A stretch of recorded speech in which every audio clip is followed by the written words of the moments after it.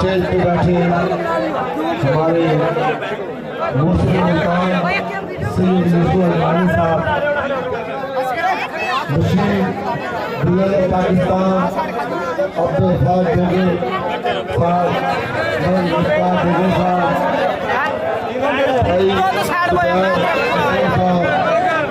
चौधरी जुबैर साहब, भाई बहन साहब और नौजवान बुजुर्गों भाइयों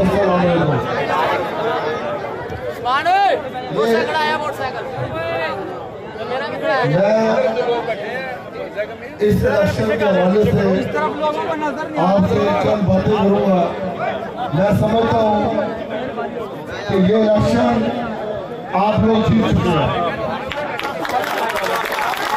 ये इलेक्शन आप लोग जीत चुके हैं। जिस तरह आपने हल्का 157 के लोगों ने मोहब्बत की है और आप लोग एक हो गए हैं। आपने ऐसे शख्स को जिसने इस शहर के लिए 1985 से सियासत में आए, वजीर खारजा बने, MLA बने, बेटों का बनाया, आप MP बनाया। मैं समझता हूँ 1985 में और आज 2022-23 एक प्रोजेक्ट इस शहर के लिए बनाया हो, हमारे नौजवानों के लिए, हमारे बुजुर्गों के लिए या इस खित्ते की तरक्की के लिए।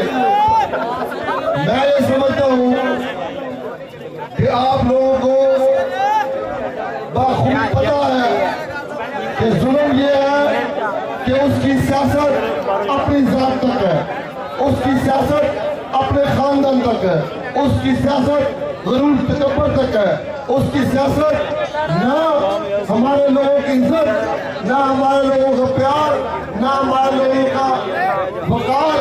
उसको जितना मर्जी कर लो आपको कुछ नहीं मिलेगा। इंशाल्लाह वो सफेदे का दरख्त है जिससे पानी चूसता है, मिलता कुछ नहीं है। मैं ये समझता हूँ कि उसके मुकाबले ऐसा शख्स जो इस मुल्क से मुल्तान है हमारे शहर का, जिसने इस शहर की तरक्की के लिए एयरपोर्ट, इस शहर की तरक्की के लिए कॉलेज, मोटरवेज, इतने प्रोजेक्ट पे काम किया। आज हमें भी फख्र है, हम जिस तरह PDM ने हमें हुक्म दिया, हमें फख्र है कि हम सैयद यूसुफ गिलानी के साथ आप लोगों की खिदमत कर रहे हैं, आप लोगों के इलाके की तरक्की कर रहे हैं, आप लोगों के इलाके के लिए, अपने मजदूरों, किसानों के लिए, अपने इलाके के नौजवानों के लिए हम इस सियासत में आए हैं। और मैं समझता हूँ यही नजरिया होना चाहिए, यही सोच होनी चाहिए। ये नहीं कि वो अपनी जात को देखे ना 50 रुपए का मालिक है, फिर भी उसको फिक्र है कि मेरा बेटा MLA बन जाए। हमारा इस खिते कसूर क्या है? कसूर ये है हमने इन धोखेबाजों को, इन अपनी जात की सियासत में आने वालों को हमने मौके दिए हैं। मैं ये समझता हूँ हमें इन लोगों को मौका नहीं देना चाहिए। ये बच गया इलेक्शन की, मुझे भी खबर मिली है कि इलेक्शन मुलतवी हो गया। मैं कह रहा था गिलानी साहब से कि इस बार इसको हमारे इस शहर के लोगों ने भी और इस हल्का के 157 के अवाम ने भी दबोच लिया था। ये खत्म हो गया था, इसकी सियासत भी खत्म हो गई थी, क्योंकि ये ऐसे लोगों के मुकाबले में आ रहा था जिसमें अब्दुल गफ्फार डोगर, मेहनती आदमी, वर्कर की इज्जत करने वाले, राना इकबाल फराज आपकी खिदमत करने के नजरिया लेके, सोच लेके, और हमारे सीनियर सियासतदान है मुल्तान से, मैं समझता हूँ सैयद यूसुफ गिलानी साहब, उनका एक वक्त लगा है इस शहर की खिदमत करने के लिए।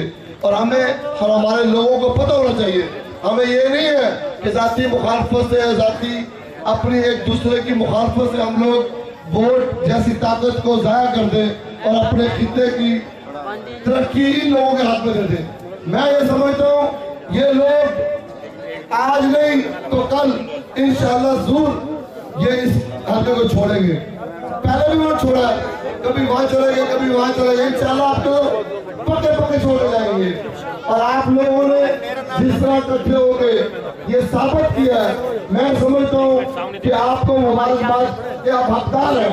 आपने साबित कर दिया है कि आप हल्के के मर्द हैं, आपका वोट है, आपकी ताकत है और आपकी इज्जत होनी चाहिए। जो ये हल्का है ना 157, ये इसलिए पसंदीदा है कि यहाँ पर हमारे इलेक्शन लड़ने वाले ये लोग थे और ये लोग आप इंशाल्लाह ये नहीं होगा। और हमें देखे ना जितने हम जाके बाद में सियालकोट, गुजरावाला, शेखपुरा, फैसलाबाद, गुजरात सब जाके तरक्की कर गए। यहाँ ये ऐसे लोग हैं ये अपने बच्चों के और अपने लिए सोचते हैं, हमारे लिए नहीं। जो हमारे लिए सोचते हैं हमने उसका साथ देना है।